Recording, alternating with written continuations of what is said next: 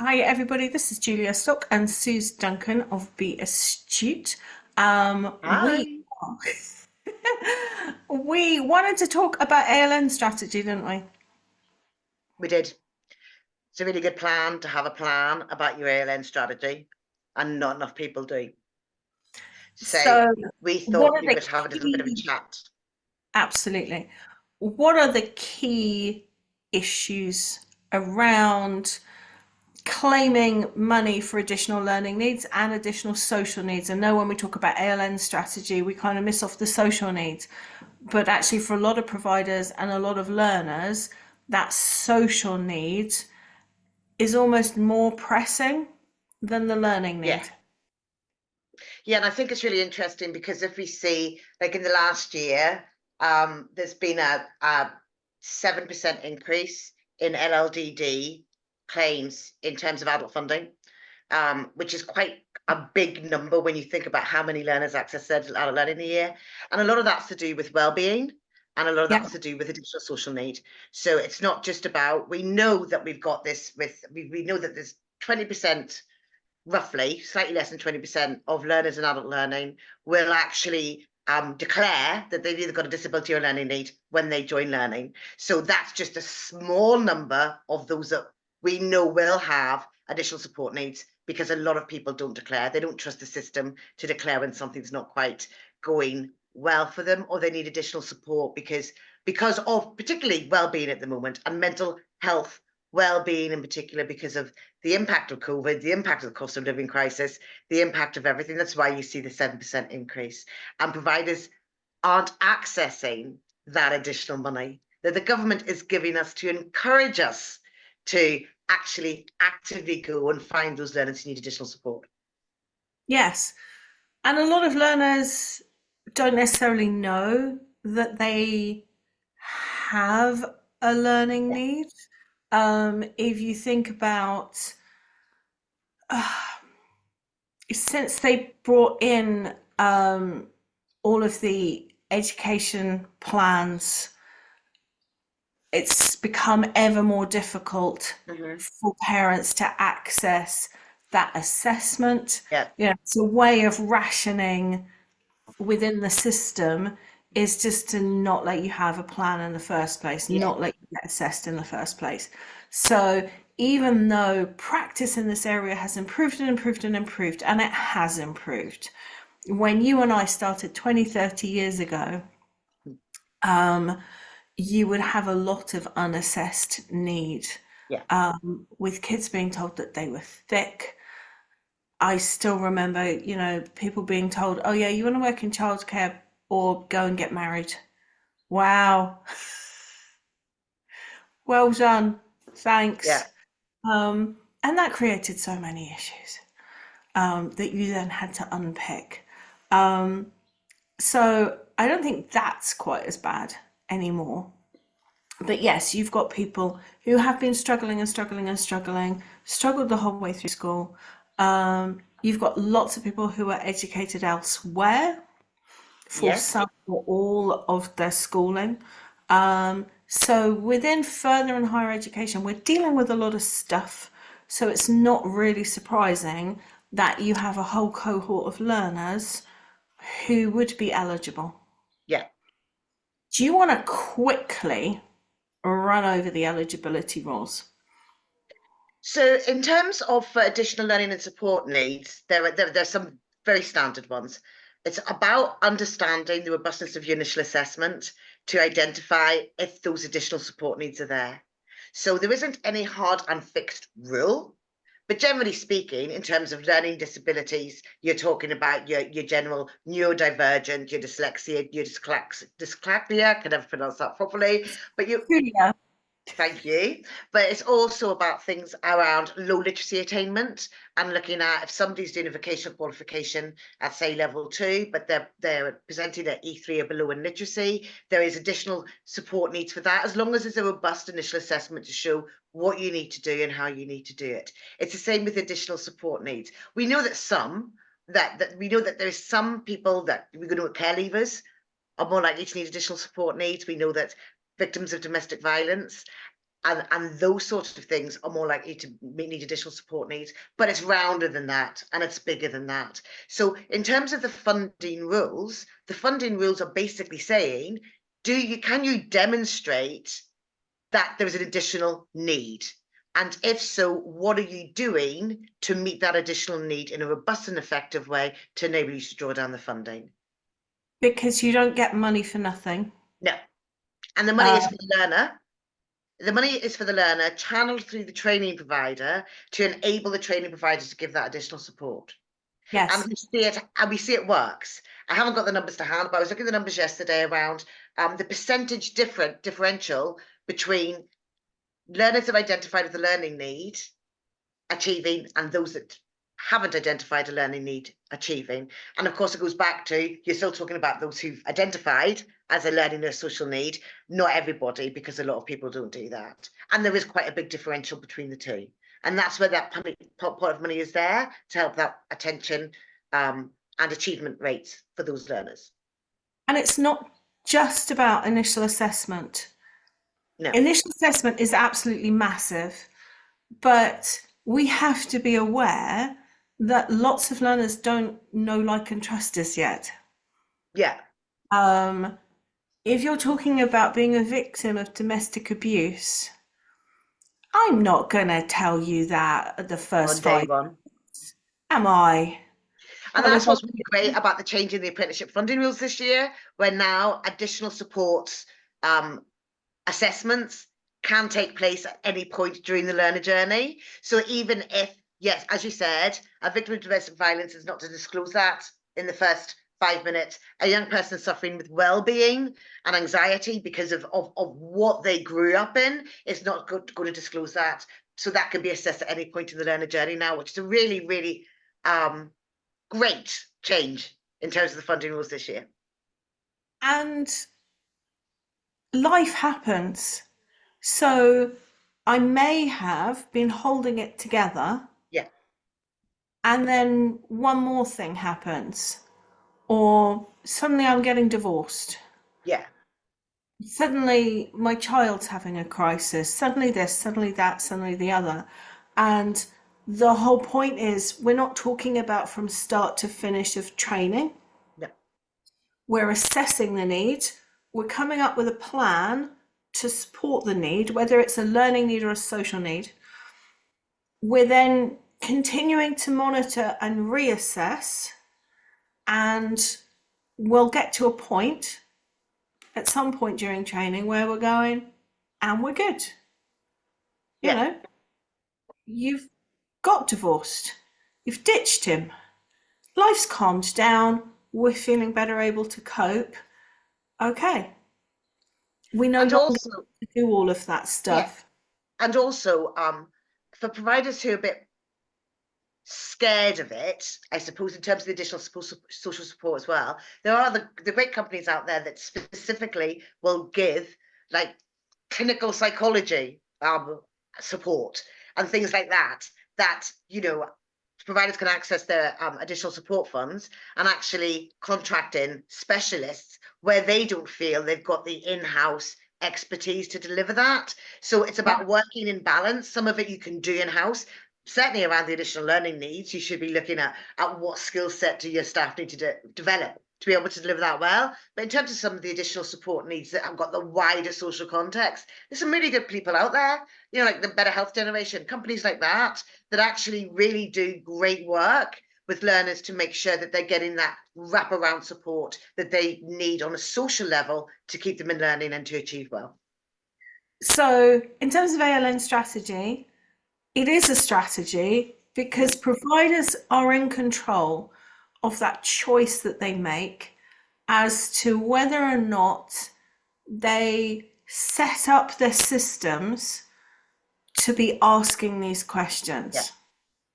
Because if you're not asking the questions, you're never going to know about the answer. And you can ask the questions, but then you have to be set up to actually deliver the response. Absolutely. So we have to make that strategic decision. Same as we know lots of providers make the strategic decision that this is all a bit scary. particularly around the audit requirement. And if you don't think you've got many learners that are ever going to be eligible, you could decide that it's too much like hard work, which then impacts those achievement rates. Yes. You're doing a lot of unpaid work with that learner that you could and should be drawing down funding for. Yeah, So, and we know that the tutors and the assessors and the job coaches and everybody that works in this sector, no one is going to sit on their hands while they see a learner struggling to cope with the demands of the coursework that they're doing. Nobody is. no, They're in it for the love of the learner. They're not going to see a learner struggle. But at the same time, there is a pot of money that is there to incentivize support providers to enable them to work with those learners well. And we like good learning. And the idea behind all of this is about saying, look, you've got cohorts of learners. I mean, we know in AEB, on average, on an AEB course in London, you're going to have 60% of learners got significant ESOL or literacy needs. That's the customer. That's what they look like. How much better for those individuals if there's a really good ALN strategy underpinning the delivery of the vocational learning. It is better for the learner. It is better because they will achieve and hopefully go on and do great, marvelous things with their new qualifications. But it's better for the business because you are offering a robust and rounded offer to those individuals based on those individual needs, be it learning or be it social needs, to make sure that they can progress and achieve well. Good for the stats, great for Ofsted. All of those different things come together. But at the heart of it, it's the learner, right? And making sure the learner gets the best possible learning opportunities from your business. So if you're scared of it, can I just say don't be? Because actually, if you build the system well and you build it right from the beginning, then there is nothing to be scared of. But you've got to go in with the intent of doing it well and doing it right. And then you will be able to deliver a really, really robust service for your learners. because if you go in with the intent of doing it badly, it will bite you. Or going in with the intent of saying, well, we're not really sure about this, but we'll just give it a bit of a go because there's a bit of extra money. That's not going to fix any of the issues you'll have around retention and achievement for learners that have got additional support and social needs. It's just not going to, it won't cut the biscuit, as they say. So it is about making sure that's really robust at the beginning, and the staff training and the staff coaching is there, and the recording mechanisms are set up properly. I mean, what data systems, learner management systems are currently being used, all of those different things that need to be taken into account. But yeah, it's well worth doing, because if you get it right, it's a thing of beauty, right? It is a thing of beauty. And yeah, the stats have consistently shown over many, many years that learners with additional needs where the provider has drawn down the money achieve at a better rate. Yeah. So yeah, and some of these people are the most fabulous people to have as learners within your provider. It's great when you can really help rocket propel somebody. But it's, yeah, about making sure that you're doing it right. Mm-hmm. And that's about deciding at the highest level, yes, we're going to do this. Yeah. And yeah, we have to look at the staff training, Yeah. because if your staff aren't trained to the highest level so that they are confident in having these conversations, they're going to blow these conversations, Yeah. which doesn't help anybody, does it? No, and actually, again, the staff that work in this sector are fabulous. They want to do the right thing in the right way. It's about giving them the tools to enable them to do that properly and do it well. So it's not just about having that initial conversation and trying to coach a learner into giving you what you need to get for them and stuff like that, be it at the beginning or in the middle or whatever that looks like. But it's also things around understanding what good literacy and numeracy looks like themselves. So it's that thing about, it always amazes me that when you talk to some providers and they don't do initial assessments of their own staff before they join the business, so they're not checking their own literacy and numeracy and IT competence, but we would expect them to do additional support outside their teaching hours where learners are struggling with maybe literacy. So that kind of rounded think about that entire journey and what that looks like is really, really important. And are the people that are going to be delivering the digital support competent to deliver it? It's all one of a muchness, and it starts at a strategic level. The strategy has to be right. It has to be mapped out. It has to be thought through. And if you get that bit right, then managing it and managing it well, it's not a difficult thing to do, and be audit compliant and be quality assured around what you're doing. It's not difficult, but strategically, there's an awful lot of pieces that need to come together at a strategic senior leadership management level to make sure that the strategy's right for contract compliance, for quality, for Ofsted, and for managing it well and making sure it's happening on the ground when you choose to draw down that money. That's probably the most important bit, is really looking at how you are performance managing Yeah. your Yeah. tutors, your IQAs, and the learner. Coming back to how do we know where the learner is, Yeah. and what conversations are we having around how that learner is Yeah. progressing? Absolutely. Where you drive it, both in terms of monitoring to go, yep, they've now passed their English, we're on the final home straight. Actually, no, we don't need to draw down any ALN money anymore because we're kind of done. And we've Yeah. put in all the support, and this learner's now flying. We're great, we're off. Brilliant. Let's stop that. But it's also those conversations as you're moving through to make sure that when that tutor or support worker hears something around, she's really struggling because of X, Y, or Z, that somebody at a senior level hears that and goes, oh, we need to do a social needs review. Yeah. Because that was when we were using, social needs have a habit of cropping up during the middle of learning. Yes. And it requires somebody in authority to go, we need to do an ASN review. Yeah. Go out, do an additional visit, push, probe. We've got that know, like, and trust. They've told you this to start off with. Now go and have a wider conversation around what else is going on, what they need, how we can support them, and then making sure that we're delivering that support, and that the system has changed, and now we're having those conversations. So around how you're changing your systems and processes. So this isn't additional bureaucracy. This is built in. Yeah. And When I it's built think, in, it happens. yeah, I think you've made a really important point about that, assessing when somebody no longer needs access to funding. And I think that's a place where providers will sometimes fall down because somebody's assessed with a learning or social need at the beginning of learning, and then the reviews of that are not robust enough around, is that learner ready to come off the additional support funding or not? And if that the conversations aren't been had monthly, then there's a risk of overclaim. So again, it's about looking at it strategically and understanding how your systems match with your ambition to be able to do this well, so that those things are being picked up on. It's really, really important. So when we're talking about staff training, we're not just training the staff who are customer facing, we're training the staff at every level in the Yeah. organisation to know what this is, know why it's good, know what good looks like, and to put the system in place.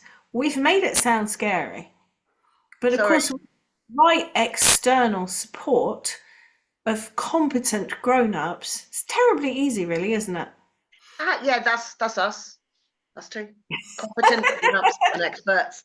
Actually, we are. I must say that in this space, we have been in this space since God was a boy at very senior director, managing director level. So and we have been part of working with learners that maybe did have thousands and thousands and thousands of learners over the years that presented with additional learning, additional support, additional social support needs, that we have actively worked with and supported, setting up the system, setting up the process, doing all of the hard work around that, and making sure it happened. So, if you're interested in potentially having a further chat with us, because we've got some really good ideas about how you can do this and do it well. And it is a really, really good thing to do. I mean, I'm being very worthy about it, and I apologize for that. I'm operations. Normally, I'm much more hard-nosed. It's all about the cash.